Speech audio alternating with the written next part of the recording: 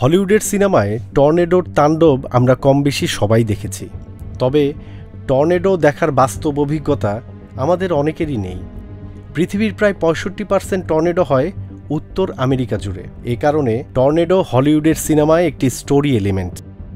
মার্কিন যুক্তরাষ্ট্রের Nebraska, Kansas, Oklahoma, Texas অঙ্গরাজ্য মূলত টর্নেডো প্রবণ অঞ্চল।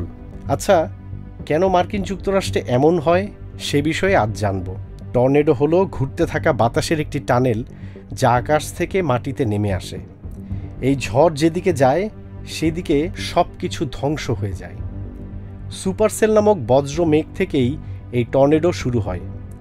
ভূপৃষ্ঠের ঠিক উপরের বাতাস প্রবাহের দিক এবং মেঘের স্তরের বায়ুপ্রবাহের দিকের বিপরীত হয়। এই বিপরীতমুখী বায়ুপ্রবাহ থেকে বাতাসের টানেল সৃষ্টি হয়। বাতাসের এই টানেল অনুভূমিক অর্থাৎ ভূমি বরাবর শোয়ানো থাকে, কিন্তু ভূমিতে জলীয় বাষ্প তৈরি হলে বাতাসের এই টানেল অনুভূমিক থেকে অনুলম্বিকভাবে দাঁড় করিয়ে দেয়। সাধারণত থান্ডারস্ট্রম হয়ে যায় সুপারসেল। একটি সুপারসেলে একাধিক ফানেল ক্লাউড থাকতে পারে। ফানেল ক্লাউডের ভেতরটা ঠান্ডা হলে এবং জলীয় বাষ্পের যোগান অব্যাহত থাকলে তা ঘনীভূত হয়ে পানির ফোঁটায় পরিণত হয়। কিন্তু ঝোড়ো বাতাসের তোড়ে এই পানি বৃষ্টি হয়ে নেমে আসতে পারে না, ফলে জলীয় বাষ্পের উৎস ঠান্ডা হয় না।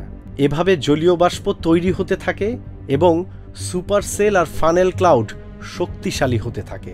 আকাশ থেকে মাটি পর্যন্ত হাতির সুরের মতো এই জলস্তম্ভকেই আমরা টুইস্টার বা টর্নেডো বলে থাকি। এই টর্নেডোর ভেতরের অংশে প্রায় 480 কিলোমিটার গতিতে বাতাস ঘুরতে থাকে। এই ঝড় এত শক্তিশালী যে এর সামনে আস্ত বাড়ি থেকে শুরু করে আস্ত গাড়ি, গাছ, গবাদি পশু কোনো কিছুই নিস্তার পায় না। মার্কিন যুক্তরাষ্ট্রের টর্নেডো প্রবণ অঞ্চলটিকে অ্যালি বলা হয়। এই অঞ্চলে জলীয় বাষ্প সমৃদ্ধ উষ্ণ বাতাসের যোগান আসে দক্ষিণের মেক্সিকো উপসাগর থেকে, আর উঁচু স্তরের ঠান্ডা বাতাস আসে প্রশান্ত মহাসাগর ও ক্যালিফোর্নিয়া উপসাগর থেকে। এদের সংমিশ্রণে তৈরি হয় উইন্ড টানেল।